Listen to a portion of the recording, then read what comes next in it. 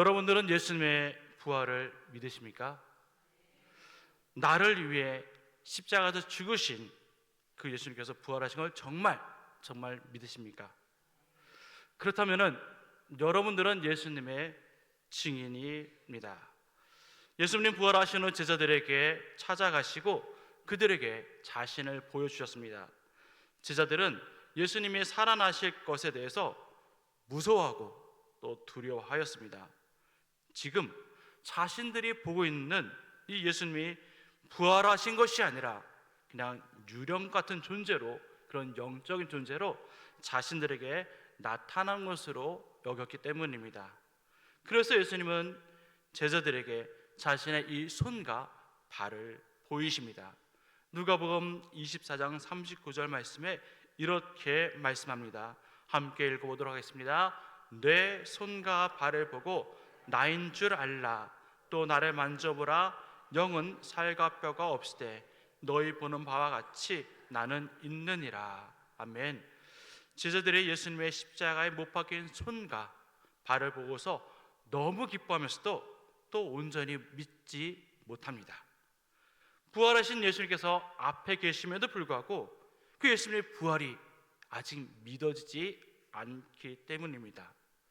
예수님께서는 십자가 사건이 있기 전에 제자들에게 3번이나 십자가에서 죽으심과 부활에 대해서 말씀하셨습니다.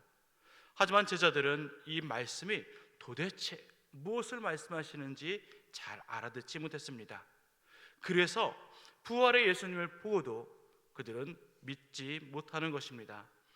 예수님은 영적인 존재로 부활한 것이 아니라 살아있는 이 육신의 몸으로 부활하신 것을 보여주고자 제자들에게 먹을 것을 달라고 하십니다. 그리고 받아 잡수십니다. 그리고 예수님은 이 모든 것이 예언되었던 것이라고, 그것이 이루어진 것이라고 말씀하십니다. 누가복음 24장 44절 말씀도 함께 읽어보도록 하겠습니다. 또 이르시되 내가 너희와 함께 있을 때에 너에게 말한 바 곧 모세의 율법과 선지자의 글과 시편의 날에 가리켜 기록된 모든 것이 이루어져야 하리라 한 말이 이것이라 하시고. 아멘. 예수님은 율법의 내용들이 자신을 가리킨 것이라고 말씀하십니다. 선지자들이 예언한 모든 것, 그다음에 시편의 내용들이 예수님의 십자가 사건과 부활 사건을 가리킨 것이라고 말씀해 주십니다. 그리고 그것이 지금 이루어졌다고 말씀하십니다. 그리고 이 일에 대해서 너희는 나의 증인이다 라고 말씀하십니다. 제자들이 예수님의 그 부활을 경험했기 때문에 이제는 그들은 예수님의 증인으로 살아가야 하는 것입니다. 제자들의 증언으로 말미암아서 예수님의 부활 사건이 예루살렘에서 시작하여서 모든 족속에게 이르기까지 전파될 것입니다. 여러분도 예수님의 부활을 믿으신다면 이 일에 대해 증인인 것입니다. 여러분들이 증언으로 인해서 모든 족속에게 이 복음이 전파될 것입니다. 그렇다면 어떤 사람이 증인인가요? 증인은 어떤 실제로 일어난 일을 직접 보고 듣고 경험한 사람을 말합니다. 증인은 재판에서도 자신이 직접 보고 듣고 경험한 것을 가감없이 사실대로 증언해야 합니다. 실화를 바탕으로 만든 영화 증인의 이런 대사가 나옵니다. 나는 자폐가 있으니까 변호사가 되지 못할 거야. 하지만 증인은 될 수 있어. 증인이 되어서 사람들에게 진실을 알려주고 싶어 합니다. 한 주택가에서 살인 사건이 일어났습니다. 할아버지를 10년 동안 모셨고 산 그 가정도우미가 살인 용의자로 지목이 됩니다. 이 가정도우미는 자살하려던 그 할아버지를 도우려다가 시간을 놓쳐서 사망하게 되었다고 자신의 결백을 주장합니다. 아무도 이 사건을 목격한 사람이 없는 줄 알았는데 우연히 그 앞집에 살던 한 여고생이 그것을 목격합니다. 그런데 이 목격자는 자폐 장애를 가지고 있어서 증인이 되기가 어렵다고 합니다. 자폐 여고생의 진술을 그때 받아보니 그것은 일관되고 또 정확했습니다. 이 여고생은 증인으로 재판에 서게 되지만 변호인들은 이 자폐가 정신적인 병으로서 여러 가지 그런 이유들을 들면서 이 여고생에 또 수치까지 줍니다. 판사도 이러한 이유로 증인의 증언을 인정하지 않고 가정도우미를 무죄로 선고를 합니다. 검사 쪽이 항고를 하지만 자폐 여고생의 부모는 아이를 위해서 증인에 서지 못하도록 출석을 거부합니다. 그런데 이 여고생은 자신이 증인이 되어서 사람들에게 진실을 알려주고 싶다며 다시 재판에 섭니다. 결국 이 자폐 여고생의 증인으로 진실이 밝혀지며 가정도우미는 수감됩니다. 증인은 오직 사건을 목격하고 경험한 사람만이 될 수 있는 것입니다.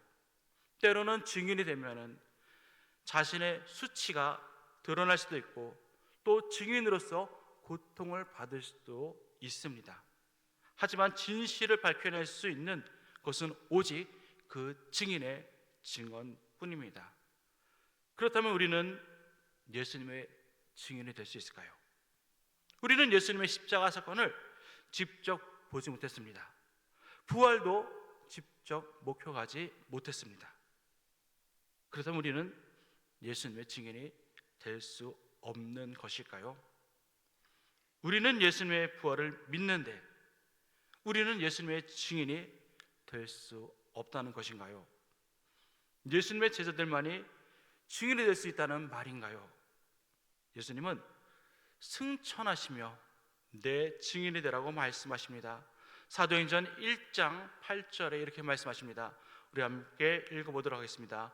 오직 성령이 너에게 임하시면 너희가 권능을 받고 예루살렘과 온 유대와 사마리아와 땅끝까지 이르러 내 증인이 되리라 하시니라. 아멘. 그렇다면 우리는 어떻게 해서 그 예수님의 증인이 될 수 있을까요? 첫째, 우리는 성령을 받아야 합니다. 우리는 성령으로 말미암아서 증인이 될 수 있는 것입니다. 성령이 임하시면은 우리가 권능을 받고라고 말씀하고 있습니다.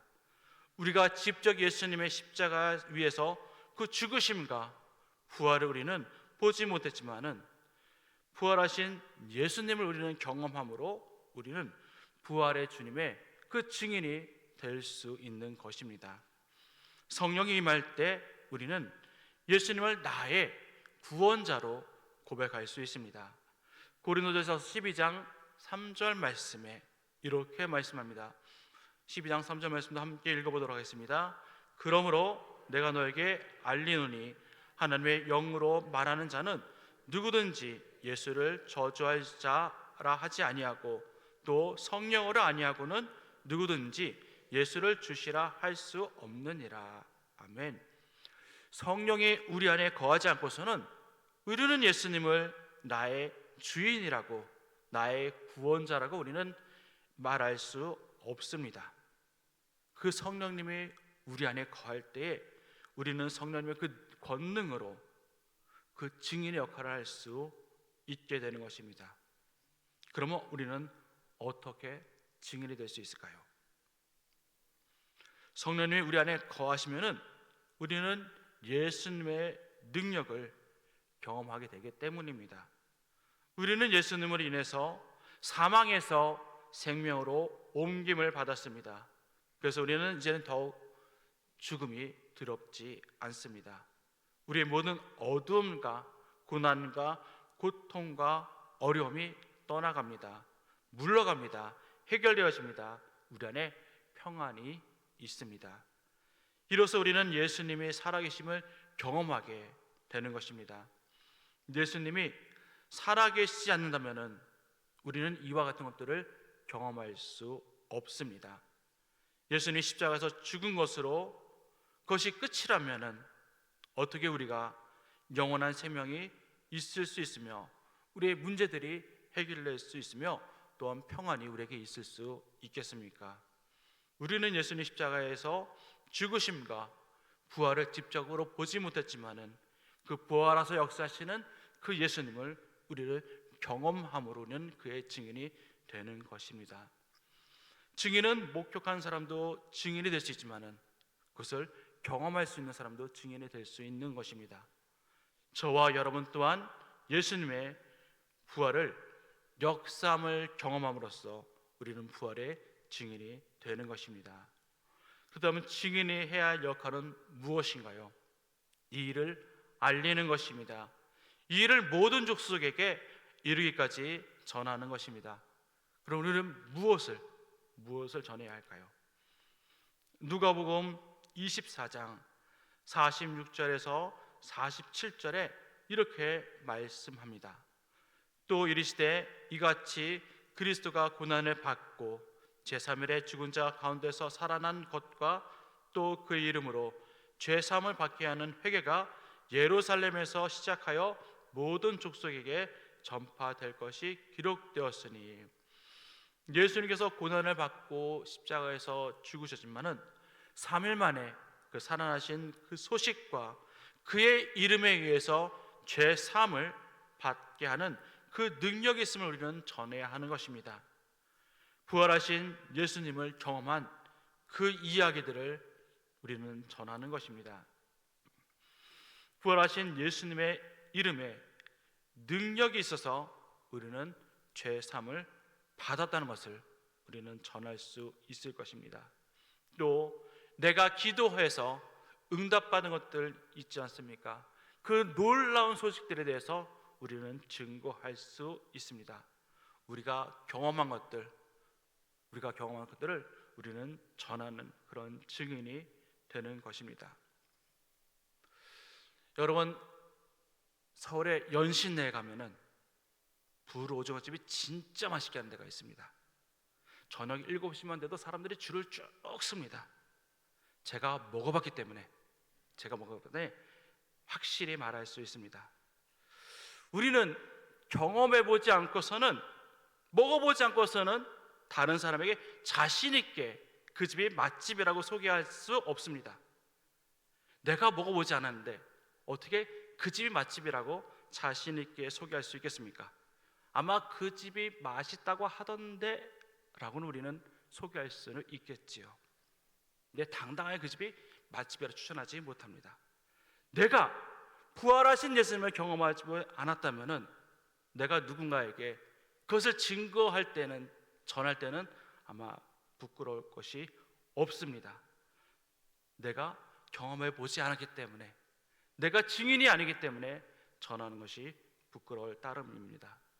아직 예수님을 만나지 못해서 아파하고 힘들어하는 사람들이 얼마나 우리 주변에 많이 있습니까?